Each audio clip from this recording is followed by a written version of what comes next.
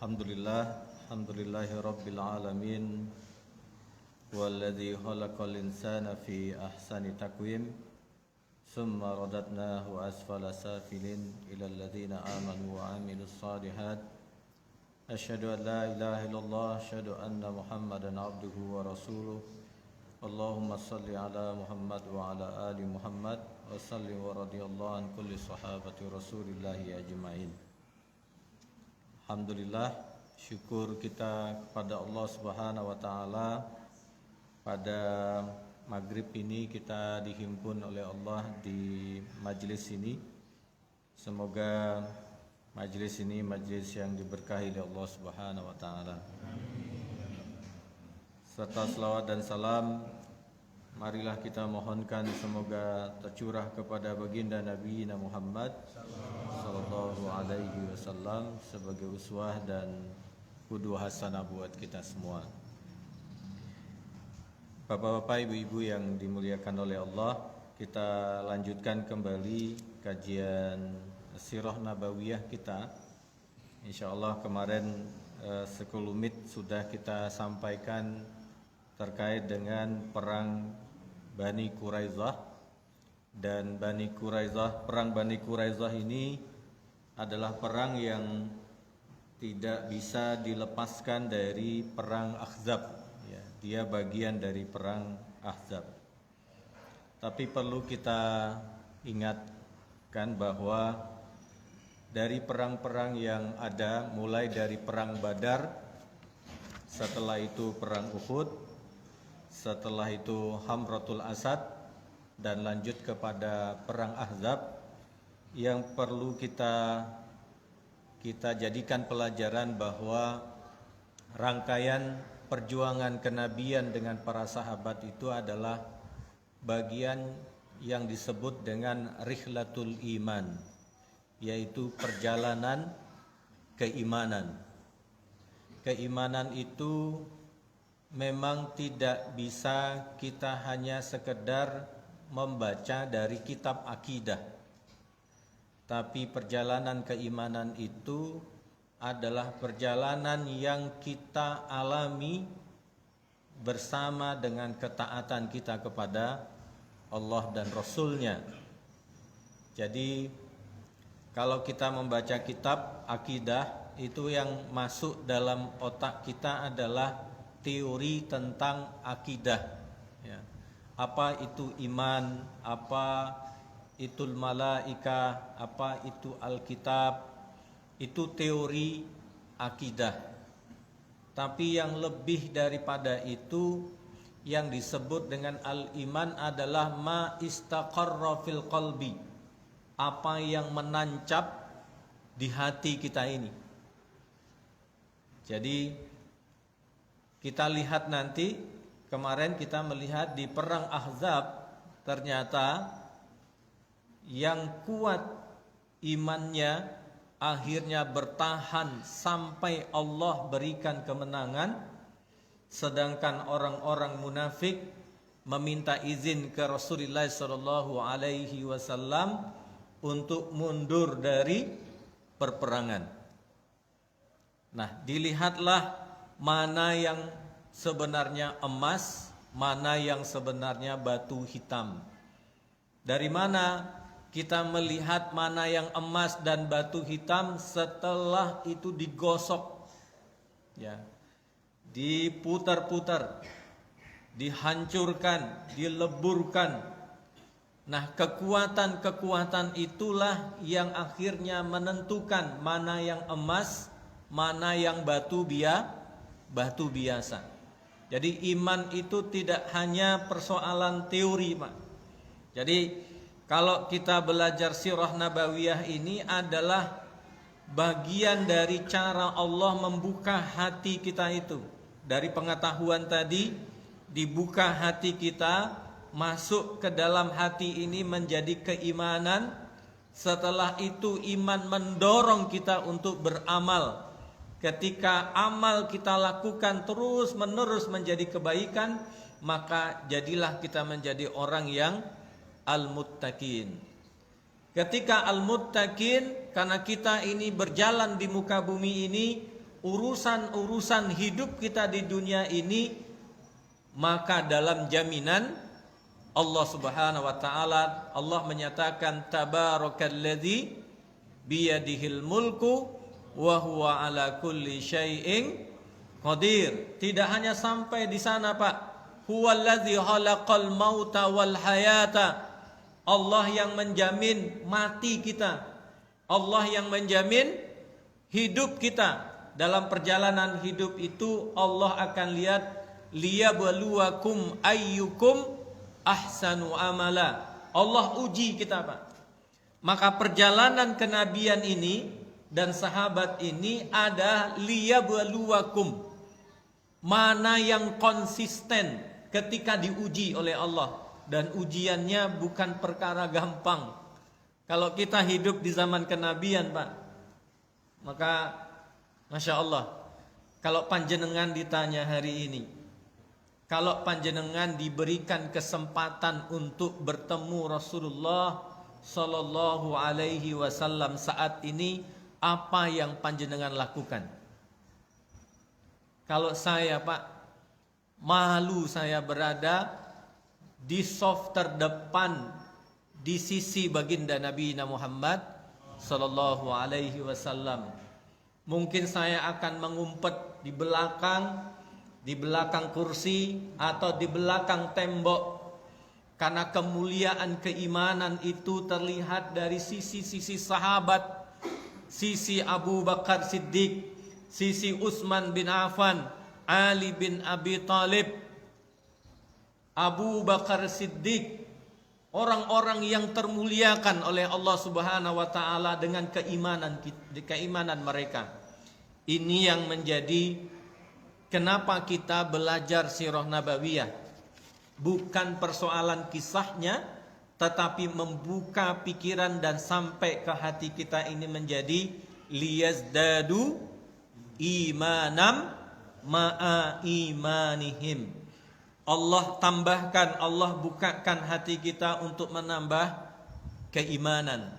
Jadi sholat subuh itu tidak lagi menjadi kewajiban. Sholat subuh itu adalah hari-hari termanis kita dengan Allah Subhanahu wa taala. Sholat maghrib kita tadi bukan lagi kewajiban, tetapi adalah hari-hari kenangan terbaik kita dengan Allah Subhanahu wa taala, dengan kita menyatakan dengan takbiratul ihram, Allahu Akbar. Kenangan-kenangan manis ini akan kita kenang dan kita ketahui nanti ketika kita di barzah. Ketika kita di barzah, di mana Allah letakkan kita, fa amma, kalau di mahsyar Allah menyatakan fa amma man utiya kitabahu biyamini. Ya. Ada orang-orang yang diberikan kitabnya dari sebelah tangan kanannya. Maka kita mengkaji sirah nabawiyah ini adalah jalan kita untuk membuka lebih lebar, menguatkan iman di hati kita ini. Bukan persoalan kisahnya, Pak.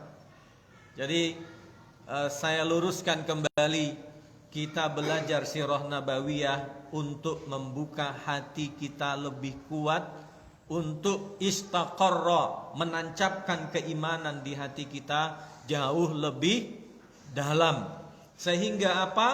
Kita merasakan manisnya keimanan itu ketika kita berhadapan dengan Allah. Ketika kita membaca Allahu la ilaha illa huwal hayyul qayyum la ta'khudhuhu sinatu wa la naum lahu ma fis samawati wal ard. Ketika panjenengan membaca ayat kursi ini keluar di waktu subuh, maka Allah jamin ala zimmatillah, panjenengan dan saya yang keluar subuh, keluar dari rumah, lalu dia membaca ayat kursi Allahu la ilaha illa huwal hayyul qayyum, yang melekat di hatinya adalah Allah, karena Allah yang hayyul qayyum, menghidupkan, menguatkan, mendirikan, mengalirkan darah kita untuk bisa keluar sholat subuh dari tempat kita. Maka Allah yang membangunkan kita. Alhamdulillahilladzi ahyana ba'dama amatana wa ilaihin nusur. Allah yang hidupkan kita setelah kematian kita, dan perlu kita ingat, kita akan pulang kembali kepada Allah Subhanahu wa taala. Maka ada fadilah yang luar biasa ketika kita membaca ayat-ayat kursi itu. Ayat-ayat kursi itu. Kalau panjenengan keluar dari rumah lalu membaca ayat kursi, seandainya panjenengan tertabrak di jalan dan mati, fa innahu fi sabilillah fa adkhalahu jannah. Allah jamin dia akan masuk fi sabilillah dan dimasukkan ke dalam surga. Kenapa? Istaqarra imana fi qalbihi. Iman itu menancap di dalam hatinya. Dan Allah sangat suka dengan itu. Bapak-bapak, ibu-ibu yang dimuliakan oleh Allah Subhanahu wa taala. Jadi setelah perang Ahzab selesai, maka baginda Nabi Muhammad sallallahu alaihi wasallam pulang ke Madinah. Salat zuhur dan beliau mandi di rumah istrinya Ummu Salamah. Ya, setelah mandi diketok pintu oleh Jibril. Apa kata Jibril? Hal wada'ta silahak? Apakah engkau Muhammad telah meletakkan pedangmu? Ya, karena waktu itu malaikat Jibril itu ini rambutnya dari atas ini penuh dengan debu. Penuh dengan debu. Ada apa Jibril? Apakah engkau telah meletakkan pedangmu Muhammad? Sesungguhnya, kata Jibril, sesungguhnya kami belum meletakkan pedang kami wahai Muhammad. Artinya apa? Artinya Jibril meminta Rasulullah untuk siap perang kembali. Nah ini Pak. Dulu kita ingat di perang Uhud, hari Sabtu sore pulang, hari Ahad pagi diminta oleh Allah Subhanahu wa taala mengejar orang-orang kafir Quraisy. Tidak boleh menambah pasukan kecuali pasukan yang pulang dari perang Uhud, yang terluka-luka itu, dan meminta infak dari mereka, dikeluarkan harta dari mereka. Dan mereka berangkat. Ada yang terputus kakinya, kakak beradik saling menyeret sampai ke Masjid Nabawi, diangkat ke atas onta, merebahkan diri di atas onta. Itulah al-iman. Itulah al-iman. Maka Jibril menyampaikan, sesungguhnya kami belum meletakkan pedang kami wahai Muhammad. Kata Jibril, pergilah ke Bani Quraidah. Sesungguhnya, kata Jibril, aku akan berjalan di depanmu. Wa nuzalzil, kami akan menggoncangkan hisanah, kami akan mengguncangkan benteng-bentengnya orang-orang Yahudi itu, Bani Quraidah. Bani Quraidah Yahudi itu memang penakut Pak, sampai sekarang.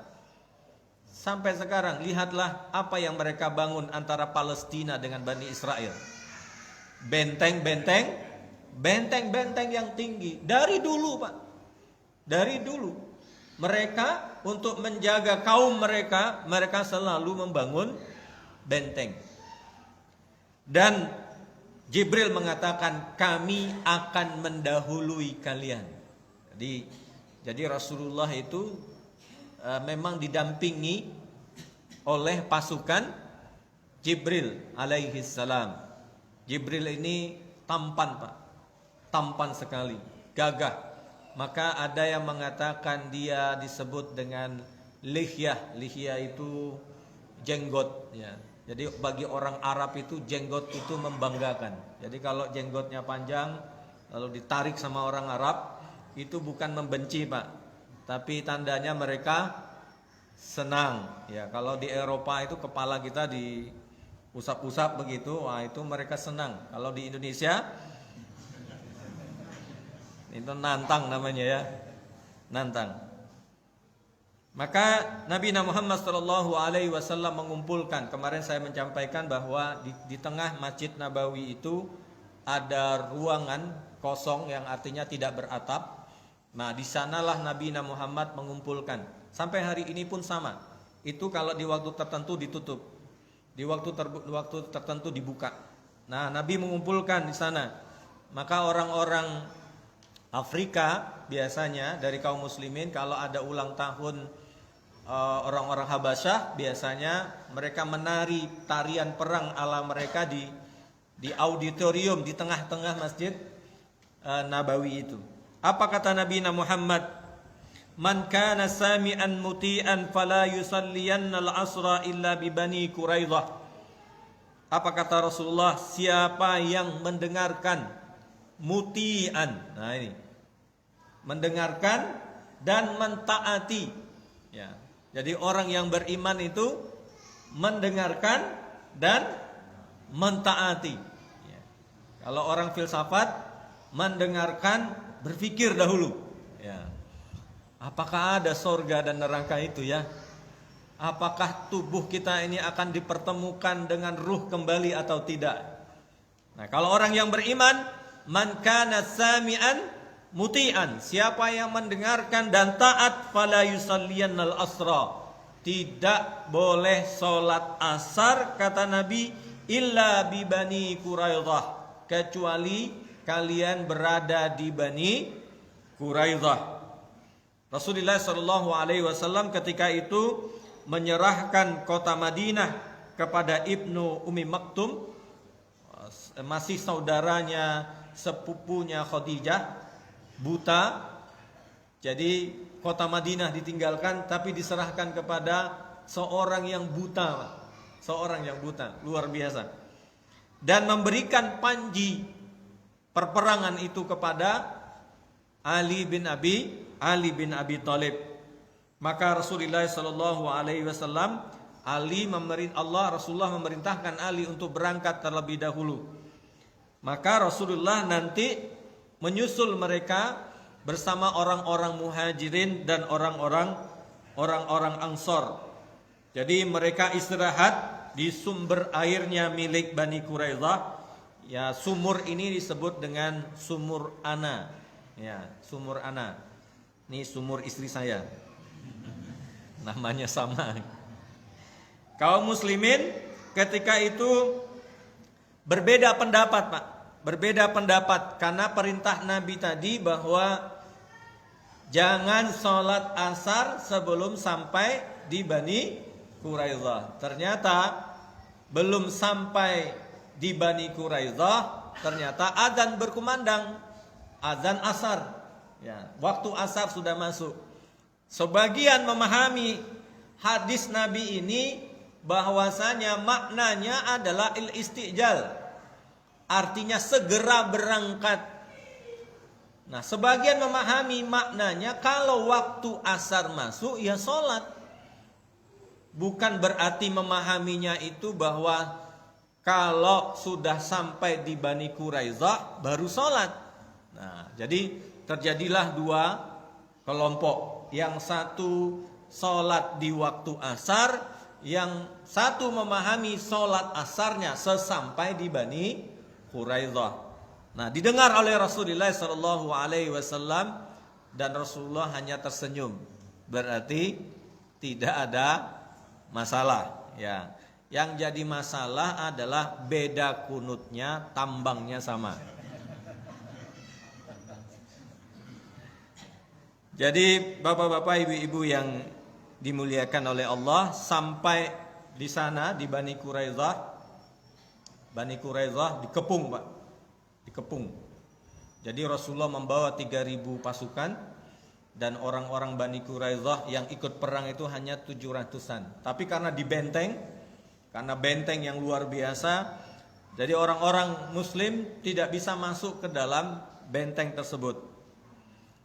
Jadi pemimpin orang-orang Quraidah yaitu Ka'ab bin Asad menyampaikan kepada orang-orang Bani Quraidah Yahudi ini. Apa kata Ka'ab? Diberikan 3 pilihan. Salah satunya adalah masuk Islam. Masuk Islam. Kalau kita masuk Islam, kata Ka'ab, kita akan selamat. Apa kata Ka'ab? Wallahi, ya, laqad tabayyana lakum annahu lanabiyyun mursalun. Coba bayangkan. Pemimpin Quraidah ini, Yahudi ini mengakui, Pak, sebenarnya bahwasanya laqad tabayyana, sudah sangat jelas bagi kalian, innahum lanabiyyun mursalun. Nabi Muhammad itu adalah seorang nabi yang diutus oleh Allah Subhanahu wa taala. Wa annahu alladzi tajidunahu fi kitabikum, bukankah kalian menemukan di kitab-kitab kalian? Nah, ini persoalannya. Jadi mereka mengakui, Pak, cuma tidak mau, ya. Tidak mau berislam. Contoh, jenengan orang Yahudi hari ini yang di mana? Di Palestina itu. Di Palestina itu mereka yakin tidak bahwa suatu saat Islam ini akan menang? Yakin, seyakin-yakinnya, Pak. Mereka yakin seyakin-yakinnya bahwasanya suatu saat Islam ini akan menang di bawah kekhilafahan al-Islam.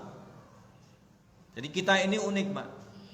Kita ditakut-takuti hari ini jangan sampai ada kekhilafahan. Tapi lihatlah di Romawi, di Roma sana, mereka mendirikan Vatikan. Jadi Katolik itu kan kerajaan mewadahi semua Katolik seluruh dunia, Pak. Paus itu. Nah, kita yang sudah ada dulu di Turki Utsmani ditumbangkan. Setelah itu kita terpecah-pecah. Akhirnya Turki berdiri sendiri, Emirat Arab berdiri sendiri, Arab Saudi berdiri sendiri. Lalu kita digoncang-gancing kiri kanan dan mereka menyatukan. Suatu saat mereka sebenarnya meyakini Islam akan menang. Caranya bagaimana? Nah, caranya bagaimana? Mereka adu domba. Ya, mereka adu domba antara kita dengan sesama Muslim.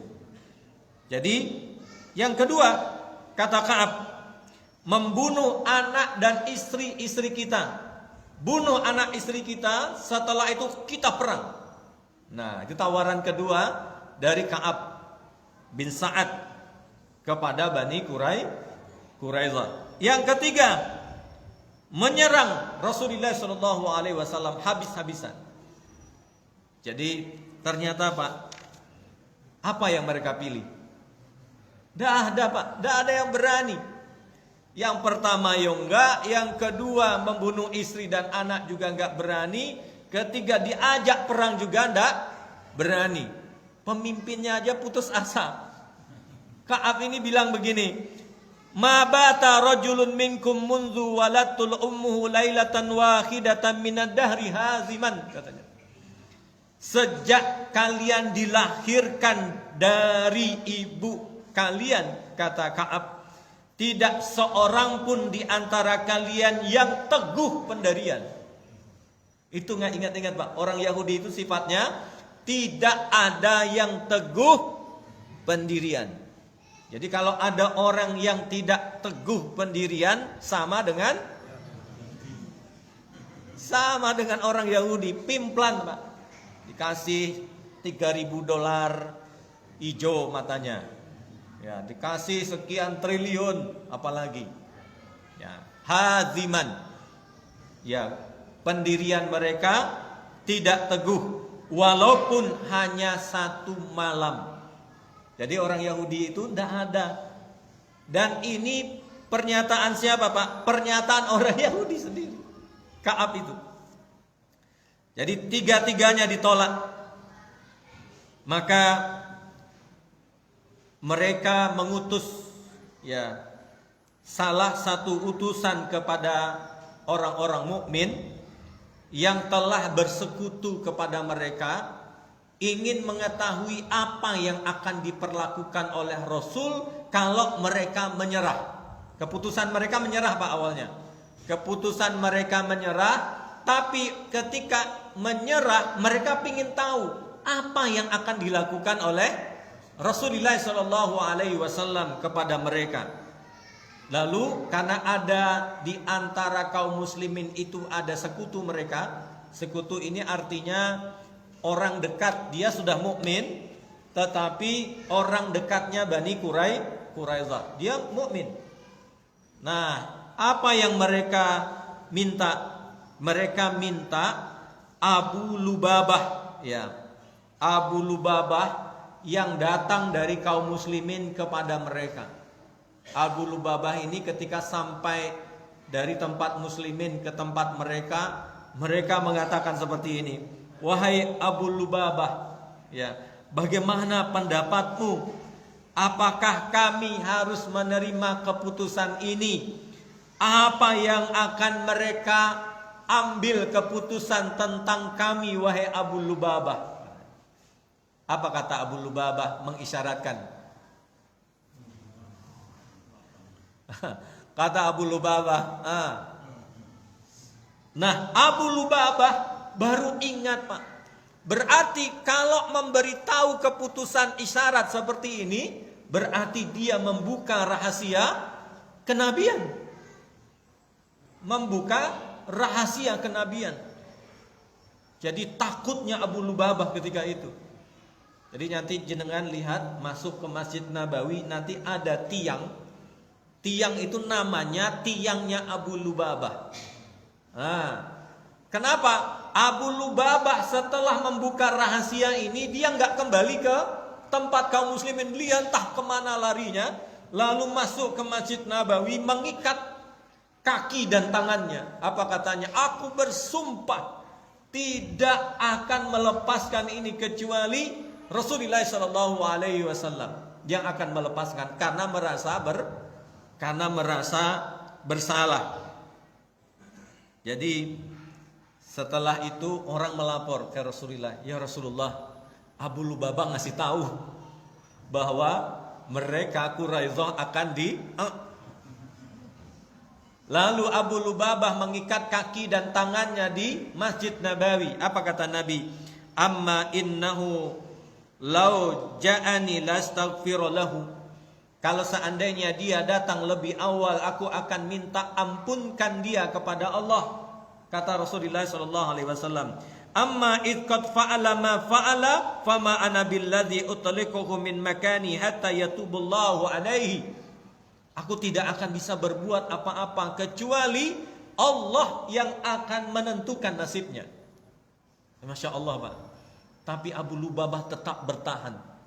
Ya, tetap bertahan di tiang itu. Kalau sholat, waktu masuk sholat datang, dilepaskan oleh istrinya, selesai sholat diikat kembali. Itu persoalan iman Pak. Pengkhianatan dia rasakan itu adalah bagian pengkhianatan dia kepada Allah dan Rasulnya, dan dia tebus dengan diikat. Dengan diikat. Makanya nanti kalau ada orang yang mencium-cium tiang di Masjid Nabawi itu, salah satunya adalah tiangnya Abu Lubabah. Ya, Lubabah, karena ketaatannya kepada Allah dan Rasulnya. Dan sampai akhirnya nanti turun ayat Pak. Turun ayat terkait dengan apa? Pembebasan Abu Lubabah. Masya Allah. Itulah keimanan. Jadi orang yang beriman itu, Allah itu luar biasa sayangnya. Luar biasa sayangnya. Bapak-bapak, ibu-ibu yang dimuliakan oleh Allah Subhanahu wa taala.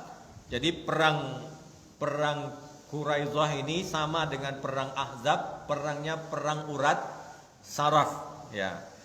Jadi Bani Quraidah yang berada di benteng mereka ini, mereka bertahan cukup lama. Karena makanan ada, minuman ada, semua lengkap. Akhirnya Ali bin Abi Thalib dengan Zubair bin Awam, ya, Ali bin Abi Thalib dengan Zubair bin Awam, dua orang ahli perang dan pedang. Apa kata Ali? Wahai regu pasukan yang beriman. Nah ini, Berarti kan yang dipilih itu yang wani seperti Hamzah ya. Seperti Hamzah. Hamzah itu sam'an wa ta'ah. Maju, ya maju, gak balik lagi Pak. Gak balik lagi. Apa kata Ali bin Abi Thalib? Wahai regu pasukan orang-orang yang beriman, demi Allah, aku harus menyerang benteng itu mereka meskipun aku mengalami apa yang dialami oleh Hamzah, kata Ali bin Abi Thalib. Mendengar itu Pak, menggigil itu hatinya orang-orang Bani Quraidah. Kalau Ali sudah seperti itu, kita tidak akan selamat. Akhirnya mereka mendengar teriakan itu mengaku kalah Pak. Bendera putih naik.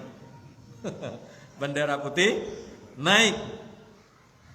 Lalu Nabi Muhammad setelah mereka menyerah sedemikian rupa, apa kata Rasulullah? Borgol mereka. Diborgol Pak. Yang laki-laki diborgol, yang perempuan dipisahkan, anak-anak semuanya dipisahkan. Lalu di bawah pengawasan Muhammad bin Salamah al-Ansari, ya, wanita ditempatkan terpisah dan sebagian yang diborgol tadi dibawa ke tempat yang berbeda. Maka apa kata baginda Nabi Muhammad sallallahu alaihi wasallam? Kalian ingin diputuskan oleh siapa? Oleh diriku atau dari kaum kalian sendiri? Kata Rasulullah. Jadi Rasulullah itu masih toleran Pak. Jadi kalau ada yang mengatakan Rasulullah itu teroris, masih sangat toleran. Apa kata Rasulullah? Ingin aku putuskan atau diputuskan oleh kaum kalian sendiri, kata Rasulullah. Rasulullah itu tegas Pak. Lembut tapi tegas. Ya. Apa kata mereka? Kalau begitu kata mereka, ya Rasulullah, biar kaum kami yang memutuskan. Jadi ada kaum mereka yang sudah masuk Islam, Sa'ad bin Mu'az. Nah, Sa'ad bin Mu'az. Sa'ad bin Mu'az ketika perang Ahzab itu kan terluka, dan dalam perang Quraidah ini beliau tidak ikut. Akhirnya dipanggil itu Sa'ad bin Mu'az ini datang. Jadi kata Rasulullah, kalau begitu kita serahkan keputusan ini kepada Sa'ad bin Mu'az. Kata baginda Nabi Muhammad, dipanggillah Sa'ad bin Mu'az yang terluka ketika itu, tidak bisa berjalan, ditandu sedemikian rupa.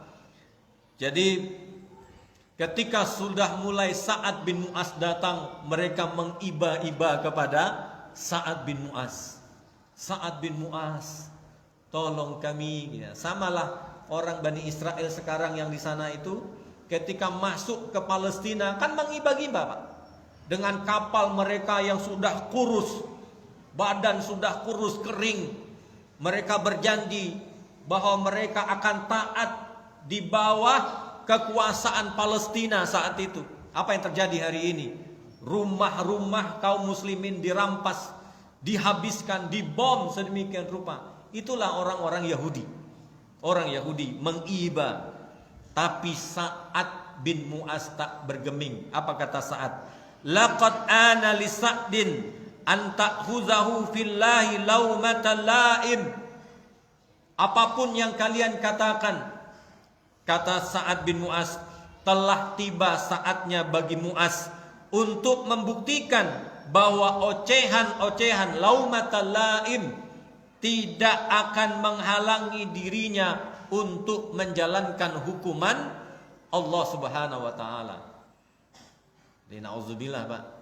Dalam kondisi seperti ini ada anak muda yang bernegosiasi dengan Bani Israel. Pengkhianat bukan? Kalau itu di bawah naungan kenabian, sama Pak pemberlakuannya dengan ini. Bukan hanya dipotong lagi. Ini kan 700 orang di Bani Quraidah ini akan dibantai oleh Rasulullah SAW, dan itu adalah keputusannya Sa'ad bin Mu'az. Mendengar itu, sahabat-sahabat tadi yang masih ada kolega-kolega dengan orang-orang Quraidah mengatakan, Sa'ad bin Mu'az tidak bisa disogok, tidak bisa dinegosiasi. Apa kata mereka kepada orang-orang yang ada di Madinah? Bahwasanya kematian bagi Bani Quraidah. Nah, itu kesimpulannya, Pak. Jadi saat datang Rasulullah SAW berada di sini. Jadi saat, anggaplah di sini, saat datang, Sa'ad bin Mu'az datang, Rasulullah di sini. Di sini orang-orang Bani Quraidah. Lalu mereka itu ingin mendengar apa sih keputusan lanjutan dari Bani Quraidah, dari Sa'ad bin Mu'az.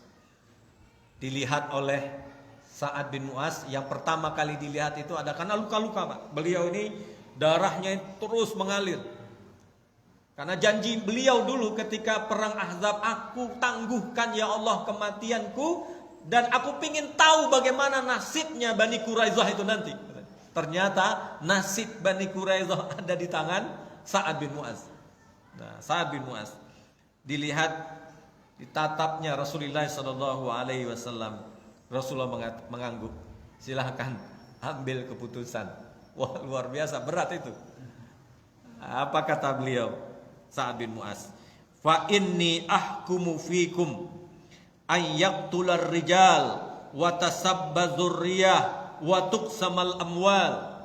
Apa kata Sa'ad bin Mu'az? Sesungguhnya aku berhukum fi ayyuqtalar rijal, semua laki-laki dibunuh, kata Sa'ad bin Mu'az. Wa tusabbiya dzurriyyah, anak-anak dan wanita akan jadi tawanan. Wa tuqassamul amwal, dan harta akan dibagikan. Wah, itu keputusan luar biasa. Dan ini dikomentari oleh baginda Nabi Muhammad. Apa komentar Rasulullah? Laqad hakamta fihim bihukmillah. Sungguh engkau telah berhukum dengan hukum Allah Subhanahu wa taala. Kata Rasulullah, min fauqis sab'is samawat, dan itu keputusan dari langit yang ke-7. Artinya Allah pun setuju dengan keputusannya Sa'ad bin Mu'az. Jadi luar biasa. Jadi dianggap bahwa keputusan Sa'ad bin Mu'az ini cukup adil. Kenapa tidak adil, Pak? Bani Quraidah berkhianat, menyiapkan sekitar 1.500 pedang untuk melawan Rasulullah, menyiapkan 2.000 tombak, 300 baju besi, 500 perisai untuk menyerang Rasulullah SAW. Pantas nggak untuk mendapatkan hal itu? Nah, jadi keputusan Sa'ad bin Mu'az ini menurut Rasulullah sangat bijaksana. Bahkan beliau mengatakan bahwa itu sudah diizinkan juga dari Allah Subhanahu wa ta'ala. Maka kaum muslimin diperintahkan oleh Rasulullah, gali parit, kata Rasulullah. Wah, gali parit, kata Rasulullah. Artinya kalau gali parit, kepala akan dibuang ke dalam parit itu. Lalu sebagai penutup, setelah mereka dikumpulkan, apa kata Rasulullah? Rasulullah mengisyaratkan begini, yang telah tumbuh rambut kemaluannya akan dipenggal kepalanya. Wah, nggak tahu saya ngeceknya gimana itu. Jangan tanya saya ya. Allahu a'lam bishawab. Kita lanjutkan sudah azan. Qul qauli hadza astaghfirullahalazim. Assalamualaikum warahmatullahi wabarakatuh.